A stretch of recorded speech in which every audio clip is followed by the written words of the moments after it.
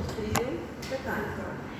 Vemos que la característica principal de esa enfermedad es que el paciente va a estar presentando contracciones porque hay un bloqueo a nivel neuromuscular.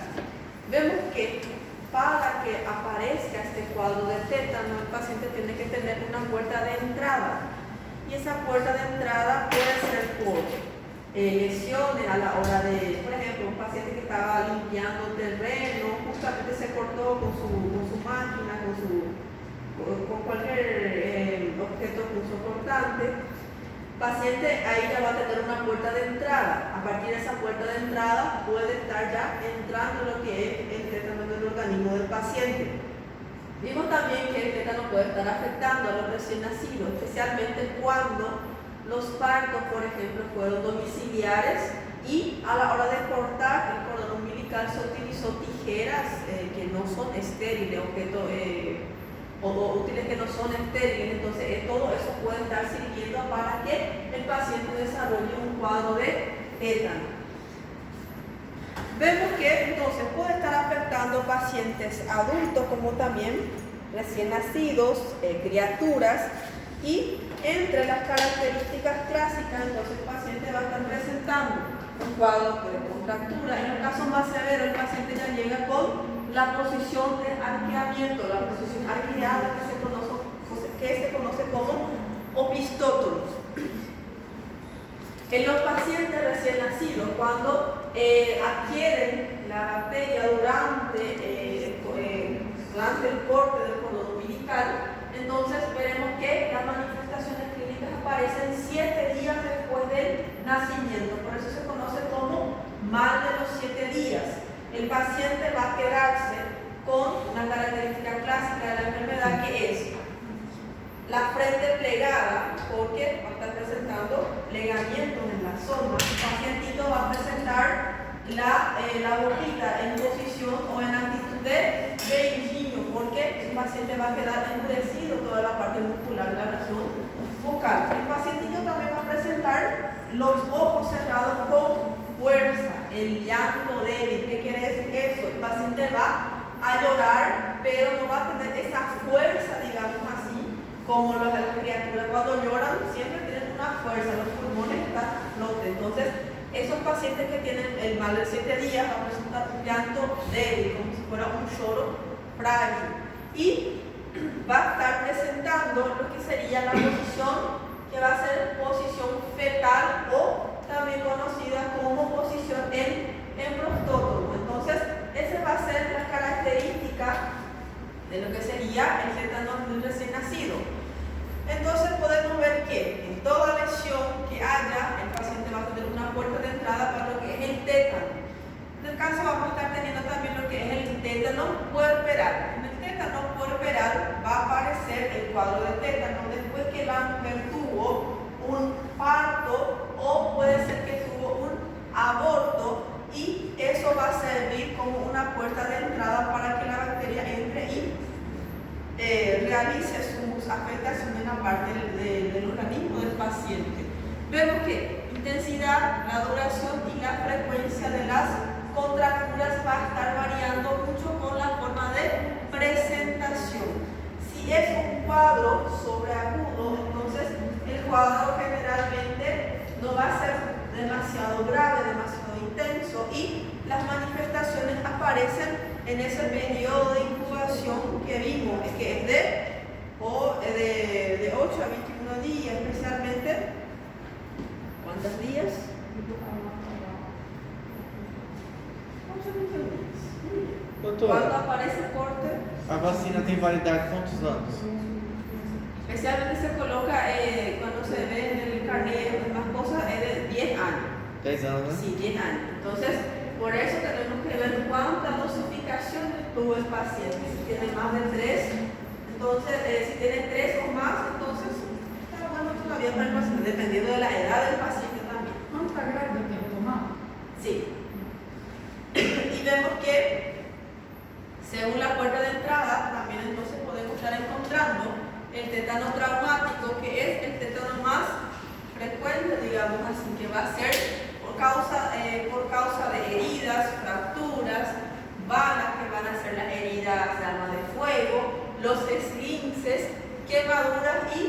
heridas, todo ello van a ser lesiones en la parte de la piel que me va a servir para que ese microorganismo esté entrando dentro del organismo de mi paciente. Después tenemos el tétano iatrogénico.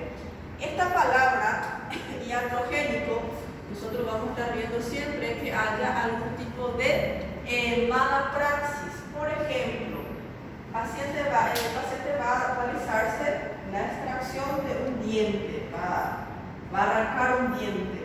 Justamente utilizaron para el procedimiento útiles que no estaban, por ejemplo, esterilizados. El paciente tiene una infección, entonces eso va a ser causa, digamos así, del profesional. En otros casos, por ejemplo, paciente que tuvo una cirugía en la parte abdominal y dejaron pinzas, dejaron gasas dentro de la cavidad abdominal, entonces en esos casos también va a ser un caso iatrogénico, va a ser error del profesional, ¿verdad? Entonces a eso vamos a estar refiriéndonos cuando hablamos de iatrogénico. Entonces el tétano iatrogénico va a aparecer especialmente en los sitios de operaciones donde no hubo un cuidado especial o que tuvo contaminación de la zona.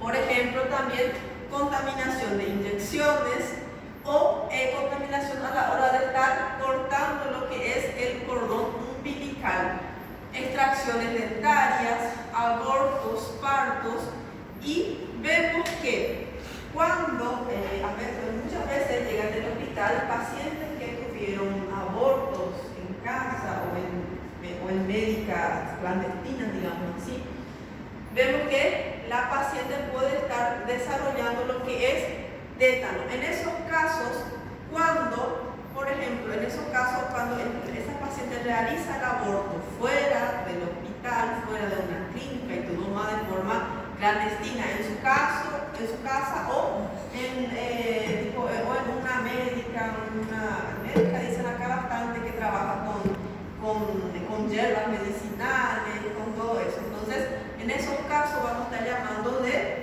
un tétano para-iatrogénico, porque no fue un profesional de salud que le realizó ese procedimiento de aborto o esa extracción dentaria, sino que eso fue todo a nivel clandestino, no por un profesional. También tenemos los tétanos por ulceraciones. Generalmente cuando el paciente pierde la movilidad, cuando el paciente tiene una secuela de ABC, cuando el paciente tiene algún tipo de trastorno en la movilidad y demás cosas, entonces el paciente se queda acamado, acostado. Siempre que va a consultar, el médico le dice a los familiares que le movimente, que le cambie de posición a ese paciente, porque si se queda solo, tendido en una posición, va a empezar a desarrollar lo que sería heridas en las porciones donde se queda muy acostado. Entonces esas heridas van a ser las úlceras que presenta el paciente, y esas úlceras también sirven como una puerta de entrada para lo que sería el tétano. Vemos que esos tipos de tétano por ulceraciones pueden ser también por úlceras varicosas, en los casos que a veces tenemos pacientes que tienen la parte de los miembros inferiores con varices muy distendidas, y esas varices generalmente, cuando ya se cronifican, cuando ya no tienen un buen tratamiento, empiezan a tener lesiones frecuentes en la zona, porque esa parte se queda sensible también, y generalmente aparece más en los pacientes de edades más avanzadas. Entonces esas varices se pueden estar ulcerando y también van a servir como una puerta de entrada para lo que es el tétano. También las vasculares, prácticamente las varices. Los pacientes diabéticos, por ejemplo, tuvieron un pie diabético, nunca más se recuperó esa lesión, entonces todo eso va a estar ayudando para que entre lo que es la bacteria. Supuraciones, por ejemplo, las supuraciones van a ser: el paciente tuvo una cirugía, después no tuvo infección ni nada, se fue en casa, pero después empezó a tener pus en esa región, entonces va a ser una herida con supuración porque tiene pus. Entonces eso también va a servir como una puerta de entrada, un cultivo especial para lo que es esa bacteria, y también las fístulas que van a ser, por ejemplo, el paciente tiene una infección en la región interna de la piel, del músculo, por ejemplo, y esa lesión se extiende hacia la parte externa, entonces va a servir como si fuera una puerta de entrada para esa infección o para lo que es el cuadro del tétano.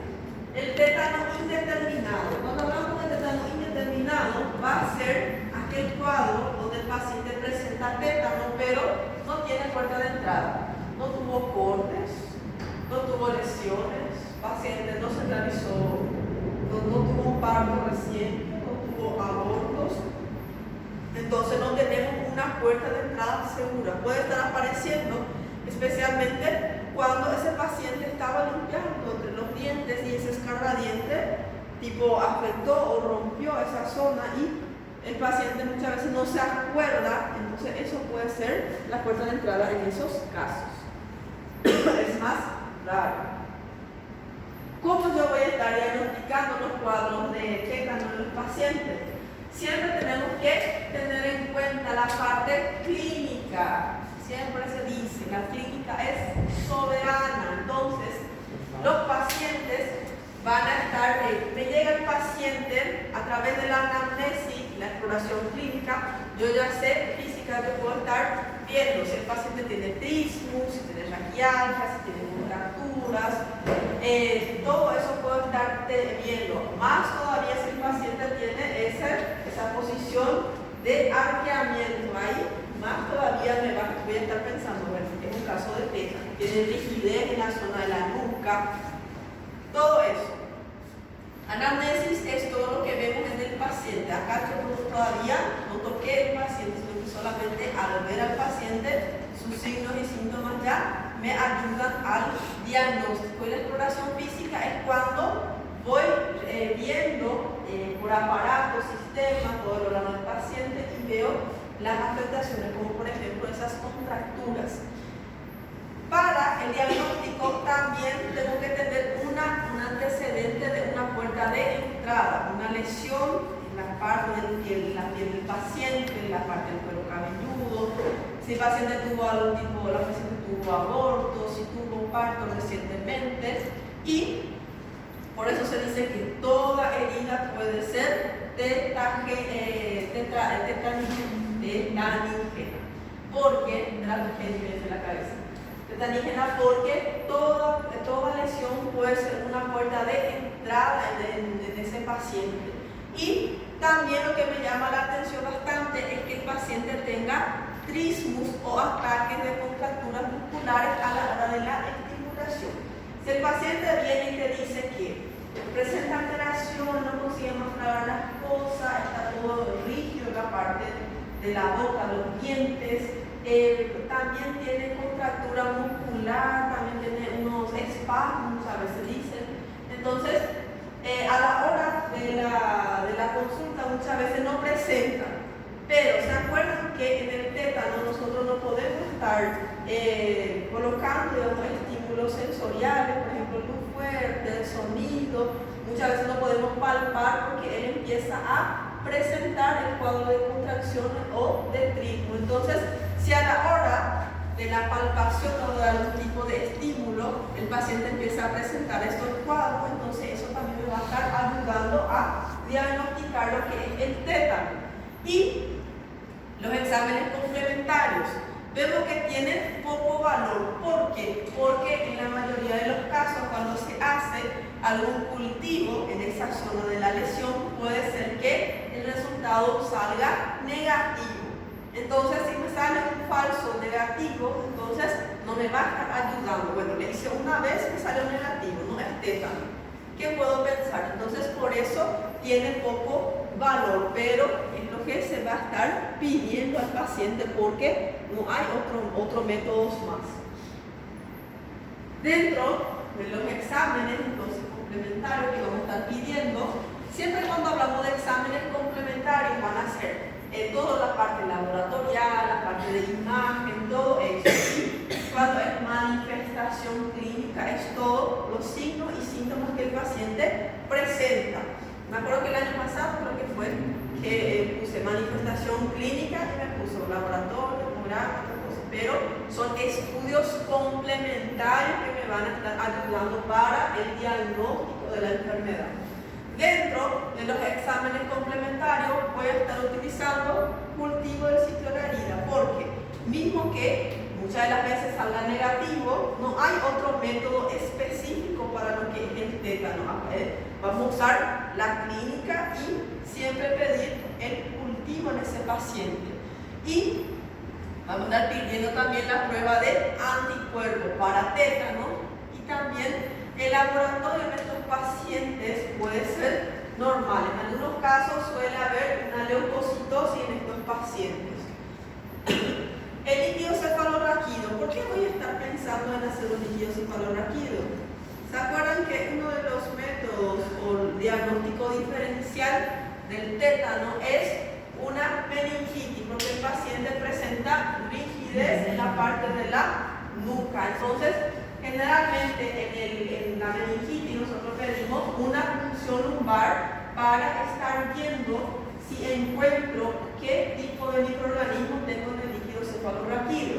En estos casos, si es tétano, generalmente ese líquido cefalorraquídeo va a estar normal. Y vemos que, mismo que las contracciones musculares están afectadas todo más de la región de la nuca, no hay afectación del líquido cefalorraquídeo, porque a esa bacteria no le importa la parte del líquido cefalorraquídeo. Lo que él quiere es fijarse en la parte neuromuscular y bloquear esa parte. Ele vai ter essa rigidez de nuca, porém o exame vai dar. Esse exame é só normal. para descartar a meningite. Só para descartar, porque el paciente a veces viene y solamente presenta rigidez. Presenta rigidez, presenta raquialgia, no puede dormir, presenta fiebre. Falta todavía algunos ítems para a gente fechar o diagnóstico de tétano.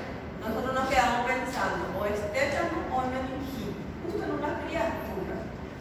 Ahí tiene un corte también, pero todavía estoy en duda porque demasiado me parece meningitis. Entonces, en esos casos puedo pedir una punción lumbar. Y en la punción lumbar, entonces, no va a aparecer lo que es la bacteria.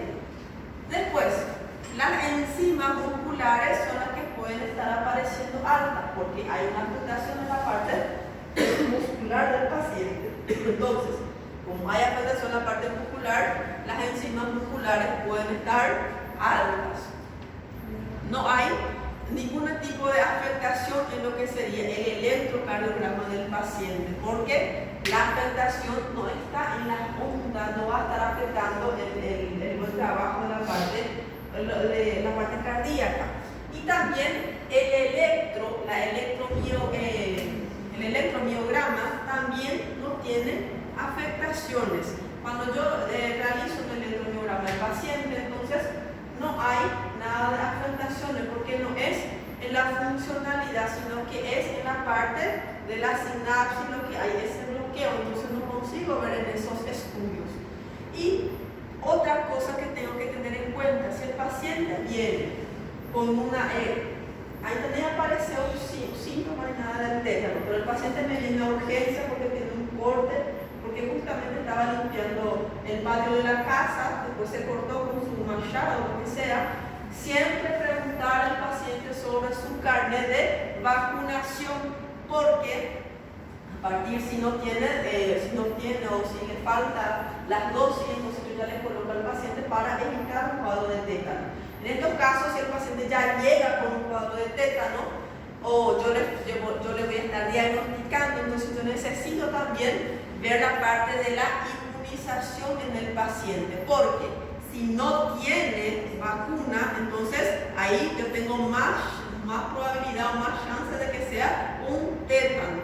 O si tiene vacunación pero está de forma inadecuada. La última vez que se puso su antitetánica fue hace más de 10 años, entonces puede ser un cuadro.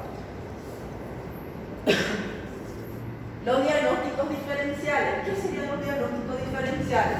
Son cuadros clínicos parecidos a la enfermedad, pero de causa diferente. Por ejemplo, acá vamos a estar dividiendo.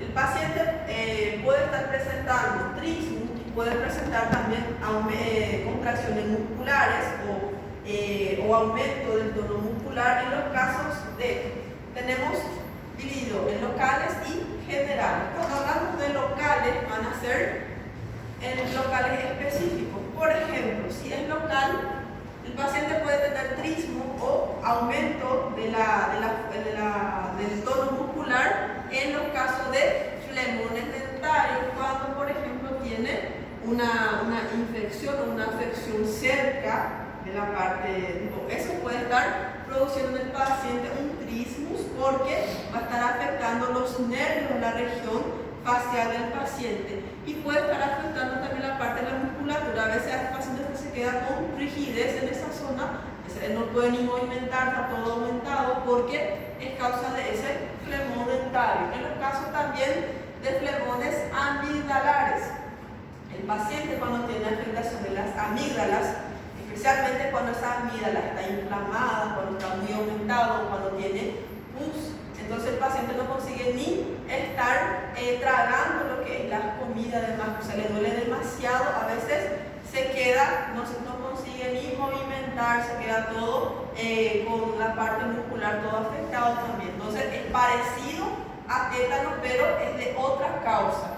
Artritis temporomandibular. Cuando el paciente tiene afectación de lo que sería la articulación temporomandibular, entonces el paciente no tiene esta afectación, no consigue ni comer, tiene todo afectado. Entonces el paciente puede presentar cuadros de hipertonía en esa zona, puede presentar trismo, entonces es por causa de esa artritis que afecta esa articulación temporomandibular. Después, la parotiditis. ¿Qué sería la parotiditis? La tumba, ¿verdad? Le dicen en portugués. Entonces, esos pacientes generalmente están rígidos, no consiguen movimentar, le duele la zona. Esos pacientes en algunos casos pueden presentar aumento de lo que sería el tono muscular de esa región. En algunos casos pueden estar presentando trismus, no consiguen ni abrir bien la boca porque está muy grande, le duele y afecta la parte de los nervios de la región. Entonces es parecido a un cuadro de comienzo de tétano, pero la causa es otra. Después tenemos cuando el paciente tiene afectaciones en la región general. Por ejemplo, el paciente que tiene intoxicación por estricnina. La estricnina se utiliza para dar origen o para la producción de los, en esas labores se utilizan tipo insecticida, esos, como si fuera veneno para matar las plagas y más cosas. Entonces, el paciente, justamente el paciente trabajaba en esa labor, se intoxicó con esa estricnina, la estricnina, pero de acá se produce lo que serían los insecticidas y todo más que se utiliza en la plantación. Justamente el paciente trabajaba en esa plantación, no tenía ningún tipo de protección y vino a la urgencia presentando un cuadro de hipertonía, presentó un cuadro de trismus. Entonces podemos estar pensando o es tétano, y por eso siempre también preguntar a ese paciente en qué trabaja, a qué se dedica, porque si me dice estaba trabajando con veneno y demás cosas, entonces es más probable que sea la estricnina la causa de su cuadro. Meningitis, porque en la meningitis el paciente tiene esa rigidez de nuca especialmente, y también en la rabia. Por eso es que en la rabia va a haber afectación neuromuscular también del paciente, y en esos casos siempre tenemos que ver si esa puerta de entrada que el paciente tiene es por mordedura de perro o mordedura de animal. Si es en el caso mordedura de perro, tenemos que ver si ese perro es la casa de él, si él conhece si es vacinado o no da raiva, porque puede ser que esa mordedura sea la puerta de entrada también para el tétano. Entonces siempre preguntar, ¿ese perro que te mordió es conocido o es de la calle? No conocer, porque si es de la calle, si no conoces al perro, entonces probablemente sea un cuadro de rabia lo que el paciente presenta. Tetanía por hipocalcemia, cuando el paciente tiene disminución, hoy no se trae un regalo.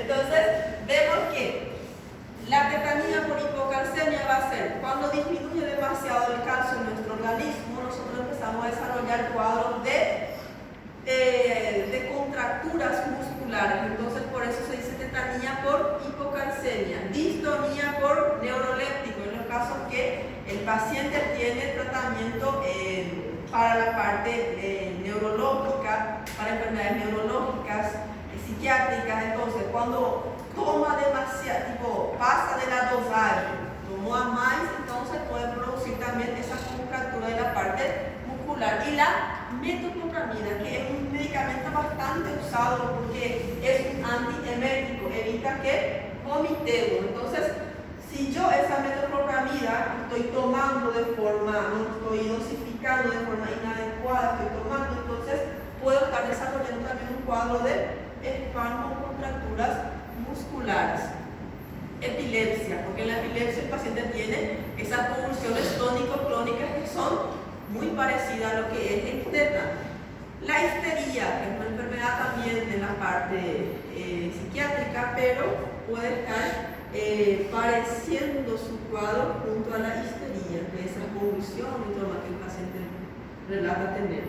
ABC, llega a un plantón, paciente que está con, parece que tiene una contractura en la parte de la mandíbula, parece que tiene una rigidez, justamente no sabemos si es una ABC. El año pasado tuve alumnas que se mudaron y después, la pasada me dijeron, doctora, nos fuimos parece que no sé dónde, en Obrero, en el hospital, ellas se fueron. Justo llegó a la urgencia un paciente que estaba teniendo ABC y ellos nunca vieron, ¿verdad? Ahí me dijo, es tétano. Nosotros lembramos de vos porque el niño empezó a decir que era tétano. Y después también los pacientes que presentan un cuadro de sepsis, porque para ver la afectación de la parte muscular, la parte general del paciente. Entonces son cuadros, manifestaciones parecidas al tétano, pero de causa distinta. Professora, esse ACV, qual foi o nome todo? Accidente cerebrovascular. Ok.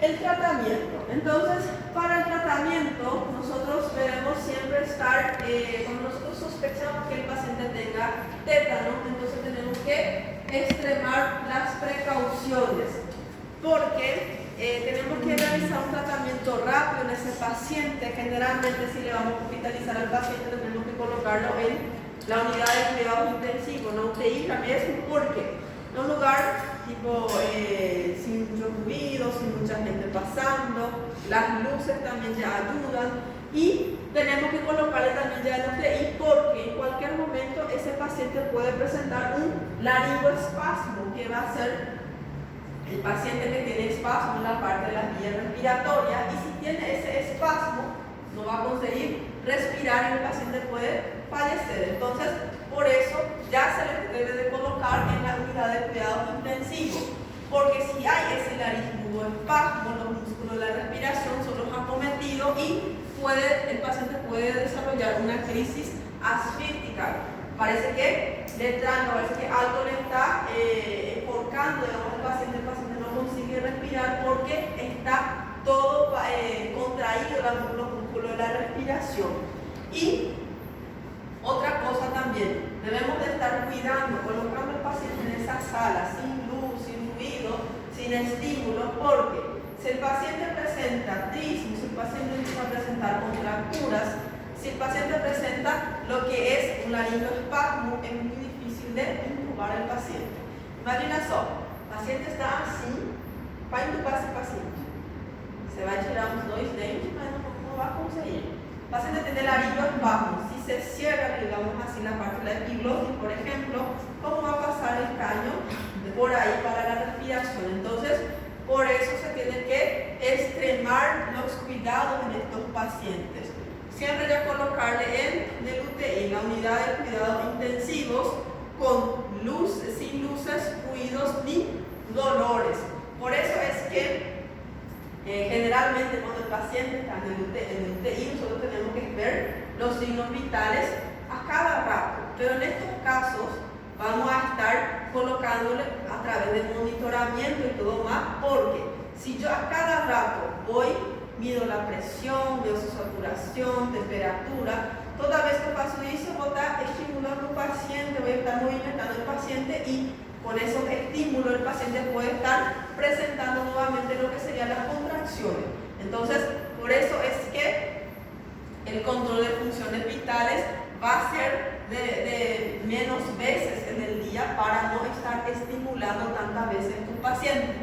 Vemos que el tétano va a estar curándose espontáneamente, si no se complica, pero la misión del médico va a ser mantener a ese paciente vivo hasta que haya una total eliminación de la toxina y no dejar que esas toxinas se fijen en la unión neuromuscular, porque cuanto más toxina se fije en la unión neuromuscular, peor va a ser el cuadro clínico de mi paciente. El objetivo del tratamiento: eliminar foco de origen y la toxina. Si el paciente tiene una puerta de entrada, entonces tenemos que estar, si esa lesión estaba sucia, limpiar la zona, eliminar todo tipo de suciedad, dejar limpio esa zona, estar sacando todo, si tiene necrosis, si tiene piel sobrando, todo se tiene que estar sacando de esa zona. Neutralizar la toxina no fijada. ¿Cómo vamos a hacer eso? A través de la vacuna. Vamos a darle la vacuna al paciente porque con la vacuna entonces va a evitarse que esas toxinas que están en el organismo se puedan fijar en esa unión neuromuscular. Otro objetivo del tratamiento va a ser impedir espasmos musculares. Para eso vamos a utilizar medicamentos como el diazepam, el pancuronio, en los casos que le queramos colocar ya en coma al paciente para que no tenga esos movimientos. Doutora, Oi. a pessoa foi diagnosticada com tétano. Tem que vacinar? Sí, porque ahí a gente vai estar neutralizando a toxina. Porque se a gente não neutraliza, ele vai estar fixando-se sempre. Eu achei que piorava, porque já estava com a bactéria. Sí, parece que es así, pero para neutralizar lo que es la bacteria. 10 minutitos y continuamos. Sí, un café. Un ratito, 10 minutitos. Vai a tomar su cafecito, su agüita, vai al banheiro, aí continuamos. Vamos preparar cachorro quente.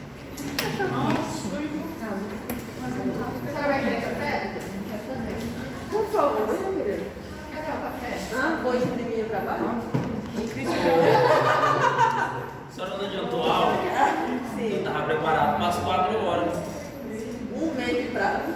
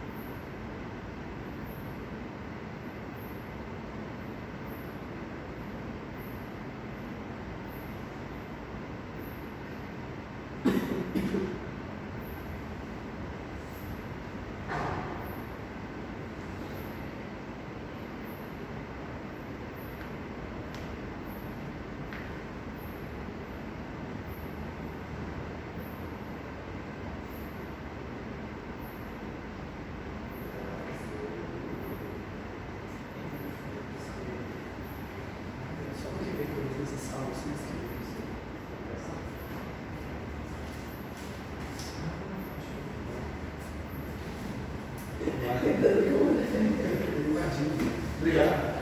Depois que eu montar, eu vou te mostrar. O correio, o Sedex mudou pra cá. É, minha agente dos Correios brasileiros. Obrigado.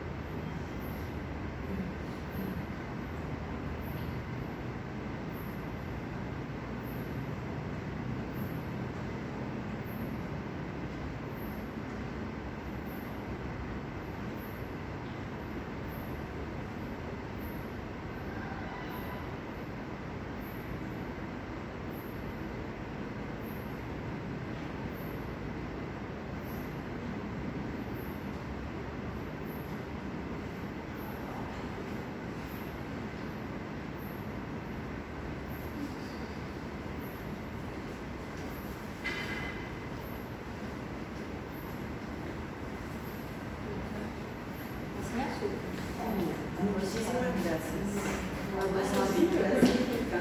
Gracias.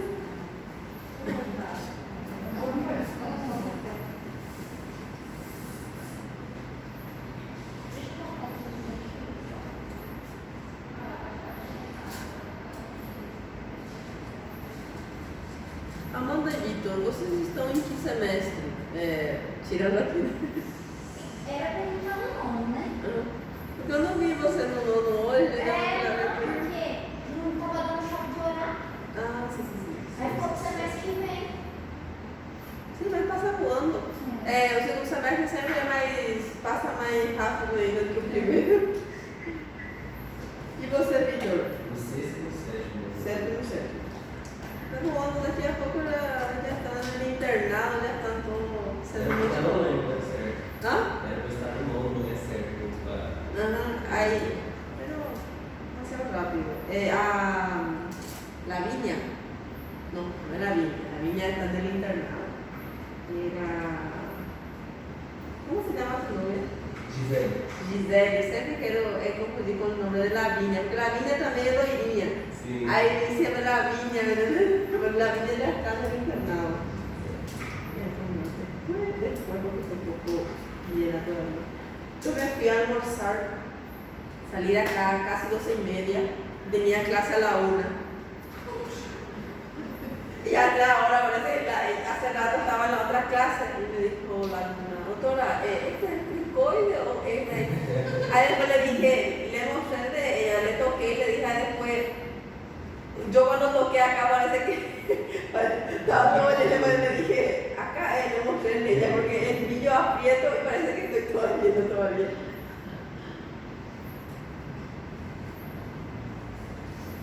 Que yo salí, era 11:20, pero le liberé tipo a las 11:20, ahí después algunas alumnas se quedaron estaban hablando del trabajo, hablaban, cuando vi ya era meio dia.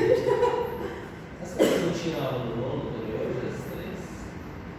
Nono, hoje não, tive hoje 8 horas com um povo do nono B. Bem, né?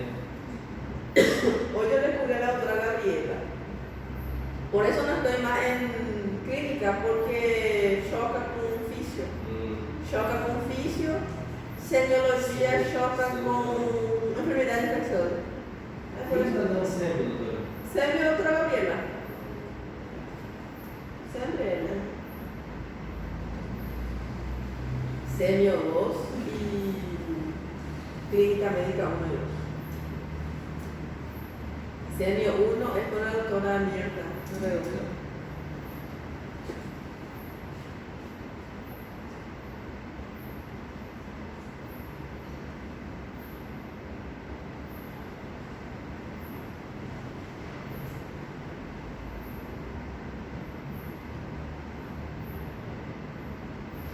Você cantou cada matéria de uma turma agora, esse semestre.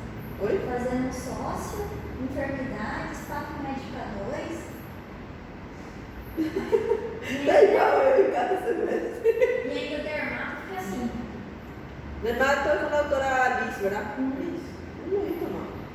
Não, fiquei assim, tudo picado. Tá difícil pra conseguir, porque você tem que entrar em vários grupos, aí chega na hora de trabalho, você não conhece ninguém.